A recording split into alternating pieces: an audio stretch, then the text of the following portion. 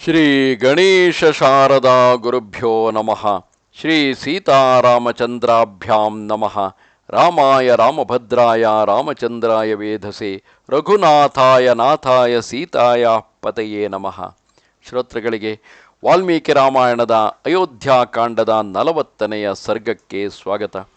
ಹಿಂದಿನ ಅಧ್ಯಾಯದಲ್ಲಿ ಸೀತೆ ಹಾಗೂ ಲಕ್ಷ್ಮಣನೊಂದಿಗೆ ಶ್ರೀರಾಮನು ವನವಾಸಕ್ಕೆ ಹೊರಟಿರುವ ಸಂದರ್ಭದಲ್ಲಿ ಸೀತೆಯನ್ನು ಕುರಿತು ಕೌಸಲ್ಯೆಯು ಪತಿವ್ರತ ಧರ್ಮವನ್ನು ಬೋಧಿಸುತ್ತಾಳೆ. ಆದರೆ ಸ್ವತಃ ಸೀತಾಮಾತೆಯು ಆ ವಿಚಾರವಾಗಿ ತನ್ನ ತಾಯಿಯಿಂದಲೇ ಎಲ್ಲವನ್ನೂ ತಿಳಿದುಕೊಂಡಿದ್ದರೂ ವಿನಯದಿಂದಲೇ ಕೌಸಲ್ಯೆಯ ಮಾತುಗಳನ್ನು ಸ್ವೀಕರಿಸಿ ತಾನು ಅದರಂತೆಯೇ ಶ್ರೀರಾಮನನ್ನು ಯಥಾಯೋಗ್ಯವಾಗಿ ಸತ್ಕರಿಸುವುದಾಗಿಯೂ ಕೌಸಲ್ಯೆಗೆ ಮಾತು ಕೊಡುತ್ತಾಳೆ. ತದನಂತರದಲ್ಲಿ ಆ ಮೂವರು ಕೂಡ ಈಗ ಕಾಡಿಗೆ ಹೊರಟಿರುವರು. ಸುಮಂತ್ರನು ಯಥಾಯೋಗ್ಯವಾದ ರಥವನ್ನು ತೆಗೆದುಕೊಂಡು ಬಂದಿರುವನು. ಅಥ ರಾಮಶ್ಚ ಸೀತಾ ಚ ಲಕ್ಷ್ಮಣಶ್ಚ ಕೃತಾಂಜಲಿ ಉಪಸಂಗ್ರಹ್ಯ ರಾಜಾನಾಂ ಚಕ್ರುರ್ದೀನಾ ಪ್ರದಕ್ಷಿಣಂ. ಬಳಿಕ ಸೀತಾ ರಾಮ ಲಕ್ಷ್ಮಣರು ಕೈ ಮುಗಿದುಕೊಂಡು ದೀನ ಭಾವದಿಂದ ದಶರಥನ ಕಾಲುಗಳನ್ನು ಮುಟ್ಟಿ ನಮಸ್ಕರಿಸಿ ಪ್ರದಕ್ಷಿಣೆ ಮಾಡಿದರು. ತಂಚಾಪಿ ಸಮನುಜ್ಞಾಪ್ಯ ಧರ್ಮಜ್ಞಸ್ಯ ಸೀತೆಯ ರಾಘವ ಶೋಕ ಸಮ್ಮೂಢೋ ಜನನೀಮಭ್ಯವಾದಯತ್. ತಂದೆಯಿಂದ ಬೀಳ್ಕೊಂಡು ಸೀತಾ ಸಹಿತ ಧರ್ಮಜ್ಞ ರಘುನಾಥನು ಮಾತೆಯ ಕಷ್ಟವನ್ನು ನೋಡಿ ಶೋಕಾಕುಲನಾಗಿ ಆಕೆಯ ಚರಣಗಳಿಗೆ ವಂದಿಸಿದನು. ಅನ್ವಕ್ಷಂ ಲಕ್ಷ್ಮಣೋ ಭ್ರಾತುಃ ಕೌಸಲ್ಯಾಮಭ್ಯವಾದಯತ್ ಅಪಿ ಮಾತುಃ ಸುಮಿತ್ರಾಯ ಜಗ್ರಾಹ ಚರಣೌ ಪುನಃ. ಶ್ರೀರಾಮನ ಬಳಿಕ ಲಕ್ಷ್ಮಣನು ಮೊದಲು ಕೌಸಲ್ಯಗೆ ವಂದಿಸಿ ಮತ್ತು ತನ್ನ ತಾಯಿ ಸುಮಿತ್ರೆಯ ಕಾಲಿಗೆ ಬಿದ್ದನು. ತಂ ವಂದಮಾನಂ ರುದತಿ ಮಾತಾ ಸೌಮಿತ್ರಿಮಬ್ರವೀತ್ ಹಿತಕಾಮಾ ಮಹಾಬಾಹುಂ ಮೂರ್ಧ್ಯುಪಾಘ್ರಾಯ ಲಕ್ಷ್ಮಣಂ. ತನ್ನ ಮಗ ಮಹಾಬಾಹು ಲಕ್ಷ್ಮಣನು ನಮಸ್ಕರಿಸುವುದನ್ನು ನೋಡಿ ಅವನ ಹಿತವನ್ನು ಬಯಸುವ ಮಾತೆ ಸುಮಿತ್ರೆಯು ಮಗನ ಶಿರಸ್ಸನ್ನು ಆಘ್ರಾಣಿಸಿ ಹೇಳಿದಳು. ಸ್ರಷ್ಟಸ್ತ್ವಂ ವನವಾಸಾಯ ಸ್ವನುರಕ್ತಸ್ಸೃಜ್ಜನೆ ರಾಮೇ ಪ್ರಮಾದಂ ಮಾಕಾರ್ಷೀಃ ಪುತ್ರ ಭ್ರಾತರಿಗಚ್ಚತಿ. ವತ್ಸ, ನೀನು ಸುಹೃದ ಶ್ರೀರಾಮನ ಪರಮ ಅನುರಾಗಿಯಾಗಿರುವೆ. ಅದಕ್ಕಾಗಿ ನಾನು ನಿನ್ನನ್ನು ವನವಾಸಕ್ಕಾಗಿ ಬೀಳ್ಕೊಡುತ್ತಿದ್ದೇನೆ. ನಿನ್ನಣ್ಣನು ವನದಲ್ಲಿ ಅತ್ತ ಇತ್ತ ಹೋಗುವಾಗ ಅವನ ಸೇವೆಯಲ್ಲಿ ನೀನು ಎಂದೂ ಪ್ರಮಾದವನ್ನು ಮಾಡದಿರು. ವ್ಯಸನೀವಾ ಸಮೃದ್ಧೋ ವಾ ಗತಿರೇಷ ತವಾನಘ ಏಷ ಲೋಕೆ ಸತಾಂ ಧರ್ಮೋ ಯಜ್ಜೇಷ್ಠವಶಗೋ ಭವೇತ್. ಸಂಕಟವಿರಲಿ ಸಮೃದ್ಧಿಯಾಗಿರಲಿ ರಾಮನೇ ನಿನಗೆ ಪರಮ ಗತಿಯಾಗಿರುವನು. ನಿಷ್ಪಾಪ ಲಕ್ಷ್ಮಣನೇ, ಜಗತ್ತಿನಲ್ಲಿ ಸರ್ವದಾ ತನ್ನ ಅಣ್ಣನ ಆಜ್ಞೆಯಲ್ಲಿ ಇರುವುದೇ ಸತ್ಪುರುಷರ ಧರ್ಮವಾಗಿದೆ. ಇದಂ ಹಿ ವೃತ್ತಮುಚಿತಂ ಕುಲಸ್ಯಾಸ್ಯ ಸನಾತನಂ ದಾನಂ ದೀಕ್ಷಾ ಚ ಯಜ್ಞೇಶು ತನುತ್ಯಾಗೋ ಮೃಧೇಶು ಚ. ದಾನ ಮಾಡುವುದು, ಯಜ್ಞದಲ್ಲಿ ದೀಕ್ಷಾಗ್ರಹಣ ಮತ್ತು ಯುದ್ಧದಲ್ಲಿ ಶರೀರವನ್ನು ತ್ಯಜಿಸುವುದು ಇದೇ ಈ ಕುಲದ ಉಚಿತ ಹಾಗೂ ಸನಾತನ ಆಚಾರವಾಗಿದೆ. ಲಕ್ಷ್ಮಣಂ ತ್ವೇವ ಮುಕ್ತ್ವಾಸೌ ಸಂಸಿದ್ಧಂ ಪ್ರಿಯ ರಾಘವಂ ಸುಮಿತ್ರಾ ಗಚ್ಚ ಗಚ್ಚೇತಿ ಪುನಃ ಪುನರುವಾಚತಂ. ತನ್ನ ಪುತ್ರ ಲಕ್ಷ್ಮಣನಲ್ಲಿ ಹೀಗೆ ಹೇಳಿ ಸುಮಿತ್ರೆಯು ವನವಾಸಕ್ಕಾಗಿ ನಿಶ್ಚಿತ ವಿಚಾರವುಳ್ಳ ಸರ್ವಪ್ರಿಯ ರಾಮಚಂದ್ರನಲ್ಲಿ ಹೇಳಿದಳು. ಮಗು, ಹೋಗು ಹೋಗು, ನಿನ್ನ ದಾರಿ ಸುಮಂಗಲ ಮಂಗಳಮಯವಾಗಲಿ. ಮತ್ತೆ ಲಕ್ಷ್ಮಣನಲ್ಲಿ ಪುನಃ ಹೇಳಿದಳು. ರಾಮಂ ದಶರಥಂ ವಿದ್ಧಿ ಮಾಂ ವಿದ್ಧಿ ಜನಕಾತ್ಮಜಾಂ ಅಯೋಧ್ಯಾಮಟವೀಂ ವಿದ್ಧಿ ಗಚ್ಚತಾತಯತಾ ಸುಖಂ. ಮಗು, ನೀನು ಶ್ರೀರಾಮನನ್ನೇ ನಿನ್ನ ತಂದೆ ದಶರಥನೆಂದು ತಿಳಿ. ಜನಕನಂದಿನಿ ಸೀತೆಯನ್ನೇ ನಿನ್ನ ತಾಯಿ ಎಂದು ತಿಳಿ, ವನವನ್ನೇ ಅಯೋಧ್ಯೆ ಎಂದು ತಿಳಿ. ಈಗ ಸುಖವಾಗಿ ಇಲ್ಲಿಂದ ಹೊರಡು. ತತಃ ಸುಮಂತ್ರಃ ಕಾಕುಸ್ಥಂ ಪ್ರಾಂಜಲಿರ್ವಾಕ್ಯಮಬ್ರವೀತ್, ವಿನೀತೋ ವಿನಯಜ್ಞಶ್ಚ ಮಾತಲಿರ್ವಾಸವಂ ಯಥಾ. ಅನಂತರ ಮಾತಲೆಯು ಇಂದ್ರನಲ್ಲಿ ಏನೋ ಹೇಳುವಂತೆಯೇ ವಿನಯವನ್ನು ಬಲ್ಲ ಸುಮಂತ್ರನು ಕಕುಸ್ಥ ಕುಲಭೂಷಣ ಶ್ರೀರಾಮನಲ್ಲಿ ವಿನಯದಿಂದ ಕೈಮುಗಿದು ಹೇಳಿದನು.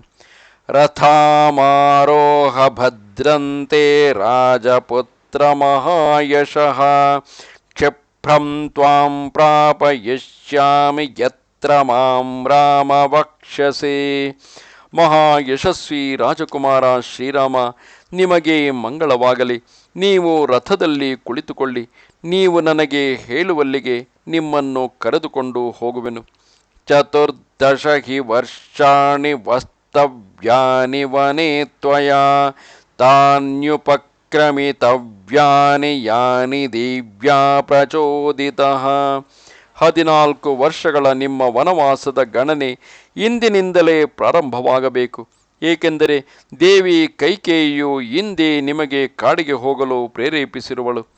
ತಂ ರಥಂ ಸೂರ್ಯ ಸಂಕಾಶಂ ಸೀತಾ ಹೃಷ್ಟೇನ ಚೇತಸ, ಅರುರೋಹ ವರಾರೋಹ ಕೃತ್ವಾಲಂಕಾರಮಾತ್ಮನಃ. ಆಗ ಸುಂದರಿ ಸೀತೆಯು ಉತ್ತಮ ಒಡವೆಗಳನ್ನು ಧರಿಸಿಕೊಂಡು ಪ್ರಸನ್ನ ಚಿತ್ತದಿಂದ ಆ ಸೂರ್ಯ ಸದೃಶ ತೇಜಸ್ವಿ ರಥದಲ್ಲಿ ಆರೂಢಳಾದಳು. ವನವಾಸಂ ಹಿ ಸಂಖ್ಯಾಯ ವಾಸಾಂಸ್ಯಾಭರಣಾನಿ ಚ, ಭರ್ತಾರಮನುಗಚ್ಛಂತ್ಯೈ ಸೀತಾಯೈ ಶ್ವಶುರೋ ದದೌ. ಪತಿಯ ಜೊತೆ ಹೋಗುತ್ತಿರುವ ಸೀತೆಗಾಗಿ ಆಕೆಯ ಮಾವನವರು ವನವಾಸದ ವರ್ಷಗಳನ್ನು ಎಣಿಸಿ ಅದಕ್ಕನುಸಾರವಾಗಿ ಬಟ್ಟೆ ಒಡವೆಗಳನ್ನು ಕೊಟ್ಟಿದ್ದರು. ತಥೈವಾಯುಧ ಜಾತಾನಿ ಭ್ರಾತೃಭ್ಯಾಂ ಕವಚಾನಿ ಚ, ರಥೋಪಸ್ಥೆ ಪ್ರವಿನ್ಯಸ್ಯ ಸಚರ್ಮ ಕಠಿನಂ ಚ ತತ್. ಈ ಪ್ರಕಾರ ಮಹಾರಾಜರು ಇಬ್ಬರೂ ಸಹೋದರ ರಾಮ ಲಕ್ಷ್ಮಣರಿಗಾಗಿ ಅನೇಕ ಅಸ್ತ್ರ ಶಸ್ತ್ರ ಕವಚಾದಿಗಳನ್ನು ಕೊಟ್ಟಿದ್ದನು. ಅವನ್ನು ರಥದ ಹಿಂಭಾಗದಲ್ಲಿ ಇರಿಸಿ ಚರ್ಮದಿಂದ ಸುತ್ತಿದ ಮಂಕರಿ ಮತ್ತು ಗುದ್ದಲಿ ಇವನ್ನು ರಥದಲ್ಲಿ ಇರಿಸಲಾಯಿತು. ಅಥೋಜ್ವಲನ ಸಂಕಾಶಂ ಚಾಮೀಕರ ವಿಭೂಷಿತಂ ತಮಾರುರುಹತಸ್ತೂರ್ಣಂ ಭ್ರಾತರೌ ರಾಮಲಕ್ಷ್ಮಣೌ. ಅನಂತರ ರಾಮಲಕ್ಷ್ಮಣರು ಆ ಅಗ್ನಿಯಂತೆ ಹೊಳೆಯುವ ಸುವರ್ಣ ಭೂಷಿತ ರಥದಲ್ಲಿ ಆರೂಢರಾದರು. ಸೀತಾ ತೃತೀಯಾನಾರೂಢಾನ್ ದೃಷ್ಟ್ವಾ ಚ ರಥಮಚೋದಯತ್, ಸುಮಂತ್ರಃ ಸಮ್ಮತಾನಶ್ವಾನ್ ವಾಯುವೇಗ ಸಮಾಂಜವೇ. ಶ್ರೀರಾಮನೇ ಆದಿ ಮೂವರು ರಥಾರೂಢರಾಗಿರುವುದನ್ನು ನೋಡಿ ಸುಮಂತ್ರನು ವಾಯು ವೇಗದಂತೆ ವೇಗಶಾಲಿ ಉತ್ತಮ ಕುದುರೆಗಳನ್ನು ಹೂಡಿದ್ದ ರಥವನ್ನು ಮುನ್ನಡೆಸಿದನು. ಪ್ರಯಾತೇತು ಮಹಾರಣ್ಯಂ ಚಿರರಾತ್ರಾಯ ರಾಘವೇ, ಬಭೂವ ನಗರೇ ಮೂರ್ಛಾ ಬಲಮೂರ್ಛಾ ಜನಸ್ಯ ಚ. ಶ್ರೀರಾಮಚಂದ್ರನು ದೀರ್ಘಕಾಲಕ್ಕಾಗಿ ಮಹಾರಣ್ಯದ ಕಡೆಗೆ ಹೋಗತೊಡಗಿದಾಗ ಸಮಸ್ತ ಪುರವಾಸಿಗಳು, ಸೈನಿಕರು ಹಾಗೂ ದರ್ಶಕರಾಗಿ ಬಂದಿರುವ ಜನರು ಮೂರ್ಛಿತರಂತಾದರು. ತತ್ಸಮಾಕುಲ ಸಂಭ್ರಾತಂ ಮತ್ತ ಸಂಕುಪಿತ ದ್ವೀಪಂ ಹಯಶಿಂಜಿತ ನಿರ್ಘೋಷಂ ಪುರಮಾಸೀನ್ ಮಹಾಸ್ವನಂ. ಆಗ ಇಡೀ ಅಯೋಧ್ಯೆಯಲ್ಲಿ ಕೋಲಾಹಲವೆದ್ದಿತು. ಎಲ್ಲರೂ ವ್ಯಾಕುಲರಾಗಿ ಗಾಬರಿಗೊಂಡರು. ಮತ್ತ ಗಜಗಳು ಶ್ರೀರಾಮನ ವಿಯೋಗದಿಂದ ಕುಪಿತವಾಗಿ ಅತ್ತ ಇತ್ತ ಓಡುವ ಕುದುರೆಗಳ ಹೇಷಾರವ ಹಾಗೂ ಆಭೂಷಣಗಳ ಕಣಕಣತ್ಕಾರದ ಧ್ವನಿಗಳು ಎಲ್ಲೆಡೆ ಪ್ರತಿಧ್ವನಿಸಿದವು. ತತಃ ಸಬಾಲ ವೃದ್ಧಾಸಾ ಪುರಿ ಪರಮಪೀಡಿತ, ರಾಮಮೇವಾಭಿದುದ್ರಾವ ಘಮಾರ್ತಃ ಸಲಿಲಂ ಯಥಾ. ಬಿಸಿಲಿನ ತಾಪದಿಂದ ಕಂಗೆಟ್ಟ ಪ್ರಾಣಿಗಳು ನೀರಿನ ಕಡೆಗೆ ಓಡುವಂತೆ ಅಯೋಧ್ಯೆಯ ಅಬಾಲ ವೃದ್ಧ ಎಲ್ಲ ಜನರು ಅತ್ಯಂತ ಪೀಡಿತರಾಗಿ ಶ್ರೀರಾಮನ ಹಿಂದೆ ಓಡತೊಡಗಿದರು. ಪಾರ್ಶ್ವತಃ ಪೃಷ್ಠತಶ್ಚಾಪಿ ಲಂಬಮಾನಾಸ್ತದುನ್ಮುಖಾಃ ಬಾಷ್ಪಪೂರ್ಣಮುಖಾ ಸರ್ವೇ ತಮೂಚುರ್ಬೃಷನಿಸ್ವನಾಃ. ಅವರಲ್ಲಿ ಕೆಲವರು ರಥದ ಹಿಂದೆ ಮತ್ತು ಅಕ್ಕಪಕ್ಕಗಳಲ್ಲಿ ಜೋತು ಬಿದ್ದರು. ಎಲ್ಲರೂ ಶ್ರೀರಾಮನಿಗಾಗಿ ಉತ್ಕಂಠಿತರಾಗಿದ್ದು ಎಲ್ಲರ ಮುಖಗಳಲ್ಲಿ ಕಣ್ಣೀರ ಧಾರೆ ಹರಿಯುತ್ತಿತ್ತು. ಅವರೆಲ್ಲರೂ ಗಟ್ಟಿಯಾಗಿ ಹೇಳತೊಡಗಿದರು. ಸಂಯುಚ್ಛವಾಜಿನಾಂ ರಶ್ಮೀನ್ ಸೂತಯಾಹಿ ಶನೈಃ ಶನೈಃ ಮುಖಂ ದ್ರಕ್ಷ್ಯಾಮ ರಾಮಸ್ಯ ದುರ್ದಶಂ ನೋ ಭವಿಷ್ಯತಿ. ಸೂತನೆ, ಕುದುರೆಗಳ ಲಗಾಮು ಎಳೆ, ರಥವನ್ನು ನಿಧಾನವಾಗಿ ನಡೆಸು. ನಾವು ಶ್ರೀರಾಮನ ಮುಖವನ್ನು ನೋಡುವೆವು, ಏಕೆಂದರೆ ಇನ್ನು ಈ ಮುಖದ ದರ್ಶನ ನಮಗೆ ದುರ್ಲಭವಾಗುವುದು. ಅಯಸಂಹೃದಯಂ ನೂನಂ ರಾಮ ಮಾತುರ ಸಂಶಯಂ ಯದ್ದೇವ ಗರ್ಭ ಪ್ರತಿಮೆ ವನಂಯಾತಿ ನಭಿದ್ಯತೆ. ಖಂಡಿತವಾಗಿ ಶ್ರೀರಾಮನ ತಾಯಿಯ ಹೃದಯ ಕಬ್ಬಿಣದಿಂದ ಮಾಡಲ್ಪಟ್ಟಿದೆ, ಇದರಲ್ಲಿ ಸಂಶಯವೇ ಇಲ್ಲ. ಆದ್ದರಿಂದ ದೇವಕುಮಾರನಂತಹ ತೇಜಸ್ವಿ ಪುತ್ರನು ಕಾಡಿಗೆ ಹೋಗುವಾಗಲೂ ಅದು ಒಡೆದು ಹೋಗಿಲ್ಲ. ಕೃತಕೃತ್ಯಾಹಿ ವೈದೇಹಿ ಛಾಯೇ ವಾನುಗತಾಪತಿಂ ನ ಜಹಾತಿ ರಥಾಧರ್ಮೇ ಮೇರುಮರ್ಕ ಪ್ರಭಾಯಥಾ. ವಿದೇಹನಂದಿನಿ ಸೀತೆಯು ಕೃತಾರ್ಥಳಾದಳು, ಏಕೆಂದರೆ ಅವಳು ಪಾತಿವೃತ್ಯ ಧರ್ಮದಲ್ಲಿ ತತ್ಪರಳಾಗಿ ನೆರಳಿನಂತೆ ಪತಿಯ ಹಿಂದೆ ಹಿಂದೆ ಹೋಗುತ್ತಿರುವಳು. ಸೂರ್ಯನ ಪ್ರಭೆ ಮೇರುಪರ್ವತವನ್ನು ತ್ಯಜಿಸದಂತೆ ಅವಳು ಶ್ರೀರಾಮನನ್ನು ಅನುಸರಿಸುತ್ತಿರುವಳು. ಅಹೋ ಲಕ್ಷ್ಮಣ ಸಿದ್ಧಾರ್ಥ ಸತತಂ ಪ್ರಿಯವಾದಿನಂ ಭ್ರಾತರಂ ದೇವ ಸಂಕಾಶಂ ಯಸ್ತ್ವಂ ಪರಿಚರಿಷ್ಯಸಿ. ಆಹಾ ಲಕ್ಷ್ಮಣ, ನೀನು ಕೃತಾರ್ಥನಾದೆ, ಏಕೆಂದರೆ ನೀನು ಸದಾ ಪ್ರಿಯವಾಗಿ ಮಾತನಾಡುವ ದೇವತುಲ್ಯ ನಿನ್ನ ಅಣ್ಣನ ಸೇವೆ ಕಾಡಿನಲ್ಲಿ ಮಾಡುವೆ. ಮಹತ್ಯೇಷಾ ಹಿ ತೇ ಬುದ್ಧಿರೇಷ ಚಾಭ್ಯುದಯೋ ಮಹಾಂ ಏಷ ಸ್ವರ್ಗಸ್ಯ ಮಾರ್ಗಶ್ಚ ಯದೇನ ಮನುಗಚ್ಛಸಿ. ನಿನ್ನ ಈ ಬುದ್ಧಿ ವಿಶಾಲವಾಗಿದೆ, ಇದು ನಿನ್ನ ಅಭ್ಯುದಯವಾಗಿದೆ. ನಿನಗೆ ಇದು ಸ್ವರ್ಗದ ದಾರಿಯೇ ದೊರೆತಿದೆ, ಏಕೆಂದರೆ ನೀನು ಶ್ರೀರಾಮನನ್ನು ಅನುಸರಿಸುತ್ತಿರುವೆ. ಏವಂ ವದಂತಸ್ತೆ ಸೋಡುಂ ನಶೇ ಕುರ್ವಾಷ್ಪಮಾಗತಂ ನರಾಸ್ತಮನುಗಚ್ಛಂತಿ ಪ್ರಿಯಮಿಕ್ಷ್ವಾಕುನಂದನಂ. ಹೀಗೆ ಮಾತುಗಳನ್ನಾಡುತ್ತಾ ಆ ಪುರವಾಸಿಗಳು ಬರುವ ಕಣ್ಣೀರಿನ ವೇಗವನ್ನು ಸಹಿಸದಾದರು. ಅವರೆಲ್ಲರೂ ಎಲ್ಲರ ಪ್ರೇಮ ಪಾತ್ರ ಇಕ್ಷ್ವಾಕು ಕುಲನಂದನ ಶ್ರೀರಾಮನ ಹಿಂದೆ ಹಿಂದೆ ನಡೆದು ಹೋಗುತ್ತಿದ್ದರು. ಅಥ ರಾಜಾವೃತ ಸ್ತ್ರೀಭಿರ್ದಿನಾಭಿರ್ದಿನ ಚೇತನಃ ನಿರ್ಜಗಾಮ ಪ್ರಿಯಂ ಪುತ್ರಂ ದ್ರಕ್ಷ್ಯಾಮೀತಿ ಭ್ರುವನ್ ಗೃಹಾತ್. ಆಗ ದಯನೀಯ ಸ್ಥಿತಿಯಲ್ಲಿದ್ದು ತನ್ನ ಪತ್ನಿಯರಿಂದ ಸುತ್ತುವರೆದ ದಶರಥನು ಅತ್ಯಂತ ದೀನನಾಗಿ, ನಾನು ನನ್ನ ಪ್ರಿಯಪುತ್ರ ಶ್ರೀರಾಮನನ್ನು ನೋಡುವೆನು ಎಂದು ಹೇಳುತ್ತಾ ಅಂತಃಪುರದಿಂದ ಹೊರಗೆ ಬಂದನು. ಶಶ್ರವೇ ಚಾಗ್ರತ ಸ್ತ್ರೀಣಾಂ ರುದತೀನಾಂ ಮಹಾಸ್ವನಃ ಯಥಾ ನಾದಃ ಕರೇಣೂನಾಂ ಬದ್ಧೇ ಮಹತಿ ಕುಂಜರೇ. ಅವನು ತನ್ನ ಎದುರಿಗೆ ಅಳುತ್ತಿರುವ ಪತ್ನಿಯರ ಆರ್ತನಾದವನ್ನು ಕೇಳಿದನು. ಅದು ಯೂಥಪತಿ ದೊಡ್ಡ ಆನೆಯು ಬಂಧಿತವಾದಾಗ ಹೆಣ್ಣಾನೆಗಳ ಚೀತ್ಕಾರದಂತೆ ಕಾಣುತ್ತಿತ್ತು. ಪಿತಾ ಹಿ ರಾಜ ಕಾಕುಸ್ಥ ಶ್ರೀಮಾನ್ ಸನ್ನಸ್ತದಾ ಬಭೌ ಪರಿಪೂರ್ಣ ಶಶೀಕಾಲೇ ಗ್ರಹೇಣೋಪಪ್ಲುತೋ ಯಥಾ. ಆಗ ಶ್ರೀರಾಮನ ತಂದೆ ಕಕುತ್ಸವಂಶಿ ಶ್ರೀಮಾನ್ ದಶರಥನು ಪರ್ವಕಾಲದಲ್ಲಿ ರಾಹುಗ್ರಸ್ತ ಪೂರ್ಣಚಂದ್ರನು ಕಾಂತಿಹೀನನಾಗುವಂತೆ ಖಿನ್ನನಾಗಿ ಕಂಡುಬರುತ್ತಿದ್ದನು. ಸ ಚ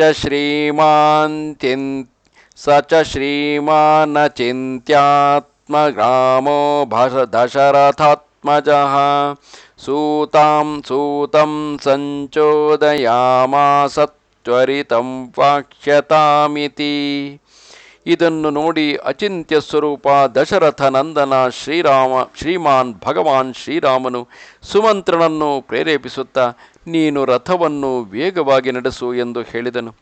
ರಾಮೋ ಯಾಹೀತಿ ತಂ ಸೂತಂ ತಿಷ್ಠೇತಿ ಸ ಜನಸ್ತಥಾ ಉಭಯಂ ನಾಶಕತ್ಸೂತಃ ಕರ್ತುಮಧ್ವನಿಚೋದಿತಃ. ಒಂದು ಕಡೆ ಶ್ರೀರಾಮನು ರಥವನ್ನು ಓಡಿಸಲು ಹೇಳುತ್ತಿದ್ದಾನೆ, ಇನ್ನೊಂದೆಡೆ ಎಲ್ಲ ಜನಸಮುದಾಯವು ಅವನನ್ನು ನಿಲ್ಲುವಂತೆ ಹೇಳುತ್ತಿತ್ತು. ಹೀಗೆ ಕರ್ತವ್ಯ ಮೂಢನಾಗಿ ಸಾರಥಿ ಸುಮಂತ್ರನು ಏನೂ ಮಾಡದಾದನು. ರಥವನ್ನು ಮುಂದಕ್ಕೂ ಓಡಿಸಲಿಲ್ಲ, ಪೂರ್ಣವಾಗಿ ನಿಲ್ಲಿಸಲೂ ಇಲ್ಲ. ನಿರ್ಗಚ್ಛತಿ ಮಹಾಬಾಹೋ ರಾಮೇ ಪೌರಜನಾಶ್ರುಭಿಃ ಪತಿತೈರಭ್ಯವಹಿತಂ ಪ್ರಣನಾಶಮಹೀರಜಃ. ಮಹಾಬಾಹು ಶ್ರೀರಾಮನು ನಗರದಿಂದ ಹೊರಡುವಾಗ ನಗರವಾಸಿಗಳ ಕಣ್ಣುಗಳಿಂದ ಬಿದ್ದಿರುವ ಕಣ್ಣೀರಿನಿಂದ ಭೂಮಿಯ ಮೇಲಿನ ಹಾರುವ ಧೂಳು ನೆನೆದು ಹೋಯಿತು. ರುದಿತಾಶ್ರುಪರಿದ್ಯೂನಂ ಹಾಹಾಕೃತಮಚೇತನಂ ಪ್ರಯಾಣೇ ರಾಘವಸ್ಯಾಸೀತ್ ಪುರಂ ಪರಮಪೀಡಿತಂ. ಶ್ರೀರಾಮಚಂದ್ರನು ಹೊರಡುವಾಗ ಇಡೀ ನಗರವು ಪೀಡಿತವಾಯಿತು. ಎಲ್ಲರೂ ಅಳುತ್ತಾ ಕಣ್ಣೀರು ಸುರಿಸಿದರು. ಎಲ್ಲರೂ ಹಾಹಾಕಾರ ಮಾಡುತ್ತಾ ಮೂರ್ಛಿತರಂತಾದರು.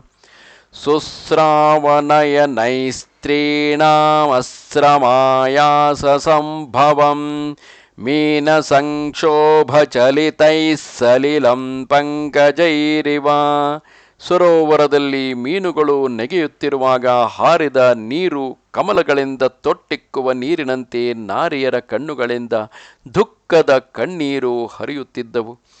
ದೃಷ್ಟ್ವಾತ್ ನೃಪತಿಃ ಶ್ರೀಮಾನೇಕಚಿತ್ತಗತಂ ಪುರಂ ನಿಪಪಾತೈವ ದುಃಖೇನ ಕೃತ್ತಮೂಲ ಇವ ದ್ರುಮಃ. ಶ್ರೀಮಾನ್ ದಶರಥನು ಇಡೀ ಅಯೋಧ್ಯೆಯ ಜನರು ಒಂದೇ ರೀತಿ ವ್ಯಾಕುಲ ಚಿತ್ತವಾಗಿರುವುದನ್ನು ನೋಡಿ ಅತ್ಯಂತ ದುಃಖದಿಂದಾಗಿ ಬುಡ ಕಡಿದ ಮರದಂತೆ ನೆಲಕ್ಕೆ ಕುಸಿದು ಬಿದ್ದನು. ತತೋ ಹಲಹಲಾ ಶಬ್ದೋ ಜಗ್ನೇ ರಾಮಸ್ಯ ಪೃಷ್ಠತಃ ನರಾಣಾಂ ಪ್ರೇಕ್ಷ್ಯ ರಾಜಾನಂ ಸೀದಂತಂ ವೃಷದುಃಖಿತಂ. ಆಗ ಅತ್ಯಂತ ದುಃಖಮಗ್ನನಾಗಿ ಕಷ್ಟಪಡುತ್ತಿರುವ ರಾಜನನ್ನು ನೋಡಿ ಶ್ರೀರಾಮನ ಹಿಂದೆ ಹೋಗುತ್ತಿದ್ದ ಜನರ ಕೋಲಾಹಲ ಪುನಃ ಪ್ರಕಟವಾಯಿತು. ಹಾ ರಾಮೇತಿ ಜನಾಃ ಕೇಚಿದ್ ರಾಮಮಾತೇತಿ ಚಾಪರೇ ಅಂತಃಪುರ ಸಮೃದ್ಧಂಚ ಕ್ರೋಶಂತಂ ಪರ್ಯದೇವಯನ್. ಅಂತಃಪುರದ ರಾಣಿಯರ ಸಹಿತ ರಾಜ ದಶರಥನು ಗಟ್ಟಿಯಾಗಿ ವಿಲಾಪ ಮಾಡುತ್ತಾ, ಕೆಲವರು ಹಾ ರಾಮ ಎಂದು ಹೇಳಿದರೆ ಕೆಲವರು ಹಾ ರಾಮಮಾತೆ ಎಂದು ಕೂಗುತ್ತಾ ಕರುಣಾಕ್ರಂದನ ಮಾಡತೊಡಗಿದರು. ಅನ್ವೀಕ್ಷಮಾಣೋ ರಾಮಸ್ತು ವಿಷಣ್ಣಂ ಭ್ರಾಂತಚೇತಸಂ ರಾಜಾನಂ ಮಾತರಂಚೈವ ದದರ್ಶಾನುಗತೌ ಪಥಿ. ಆಗ ಶ್ರೀರಾಮಚಂದ್ರನು ಹಿಂದಿರುಗಿ ನೋಡಿದಾಗ ಅವನಿಗೆ ವಿಷಾದಗ್ರಸ್ತ ಹಾಗೂ ಭ್ರಾಂತಚಿತ್ತ ತಂದೆ ದಶರಥ ಮತ್ತು ದುಃಖದಲ್ಲಿ ಮುಳುಗಿದ ತಾಯಿ ಕೌಸಲ್ಯೆ ಇಬ್ಬರೂ ಮಾರ್ಗದಲ್ಲಿ ತನ್ನ ಹಿಂದೆ ಬರುತ್ತಿರುವುದನ್ನು ನೋಡಿದನು. ಸಬದ್ಧ ಇವ ಪಾಶೇನ ಕಿಶೋರೋ ಮಾತರಯ್ಯಥಾ ಧರ್ಮಪಾಶೇನ ಸಂಯುಕ್ತ ಪ್ರಕಾಶಂ ನಾಭ್ಯುದೈಕ್ಷತ. ಹಗ್ಗದಿಂದ ಕಟ್ಟಿ ಹಾಕಿದ ಕುದುರೆಯ ಮರಿ ತನ್ನ ತಾಯಿಯ ಬಳಿಗೆ ಹೇಗೆ ಹೋಗಲಾರದೋ ಹಾಗೆಯೇ ಧರ್ಮದ ಬಂಧನದಲ್ಲಿ ಬಂಧಿತನಾದ ಶ್ರೀರಾಮನು ತನ್ನ ತಾಯಿಯ ಕಡೆಗೆ ಸ್ಪಷ್ಟವಾಗಿ ನೋಡದಾದನು. ಪದಾತಿ ನೌಚಯಾನಾರ್ಹವಧುಃಖಾರ್ಹೌ ಸುಖೋಚಿತೌ ದೃಷ್ಟ್ವಾ ಸಂಚೋದಯಾಮಾಸ ಶೀಘ್ರಂ ಯಾಗೀತಿ ಸಾರಥಿಂ.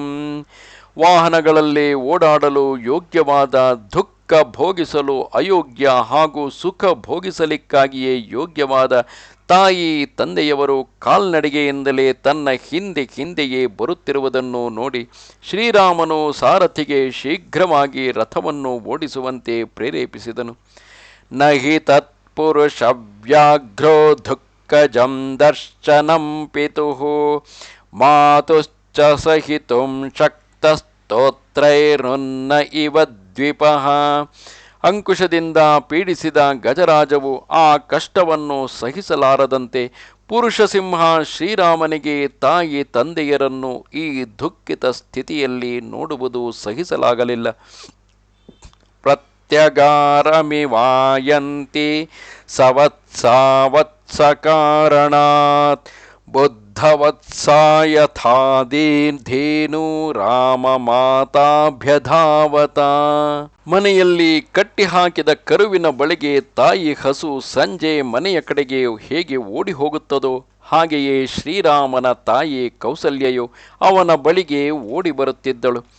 ತಥಾ ರುದಂತೀಂ ಕೌಸಲ್ಯಾಂ ರಥಂ ತಮನುಧಾವತೀಂ ಕ್ರೋಶಂತೀಂ ರಾಮ ರಾಮೇತಿ ಹಾಸೀತೆ ಲಕ್ಷ್ಮಣೇತಿ ಚ.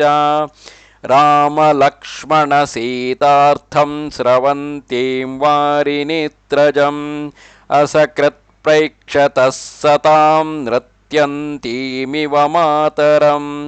ಹಾ ರಾಮ, ಹಾ ರಾಮ, ಹಾ ಸೀತೆ, ಹಾ ಲಕ್ಷ್ಮಣ ಎಂದು ಕೂಗುತ್ತಾ ಕೌಸಲ್ಯೆಯು ರಥದ ಹಿಂದೆ ಓಡುತ್ತಿದ್ದಳು. ಅವಳು ಶ್ರೀರಾಮ ಲಕ್ಷ್ಮಣ ಸೀತೆಗಾಗಿ ಕಣ್ಣೀರು ಹರಿಸುತ್ತಿದ್ದಳು.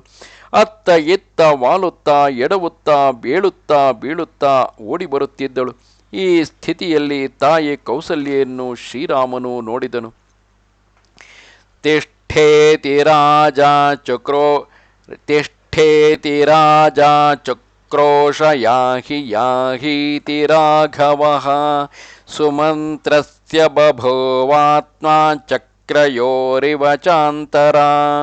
ರಾಜ ದಶರಥನು ಕೂಗಿ ಹೇಳುತ್ತಿದ್ದನು, ಸುಮಂತ್ರ ನಿಲ್ಲು ನಿಲ್ಲು. ಶ್ರೀರಾಮಚಂದ್ರನು ಮುಂದೆ ನಡೆ, ಬೇಗ ಮುಂದಕ್ಕೆ ನಡೆ ಎಂದು ಹೇಳುತ್ತಿದ್ದನು.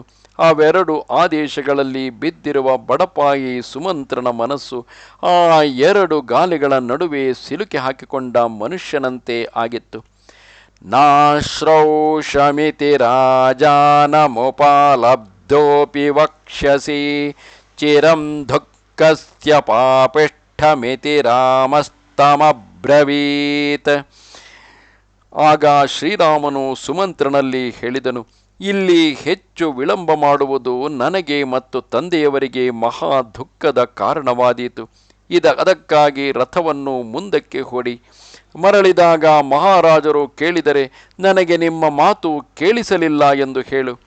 ಸರಾಮಸ್ಯ ವಚಃ ಕುರ್ವನ್ನನುಜ್ಞಾಪ್ಯ ಚ ತಂ ಜನಂ ವ್ರಜತೋಪಿ ಹಯಾನ್ ಶೀಘ್ರಂ ಚೋದಯಾಮಾಸ ಸಾರಥಿಃ.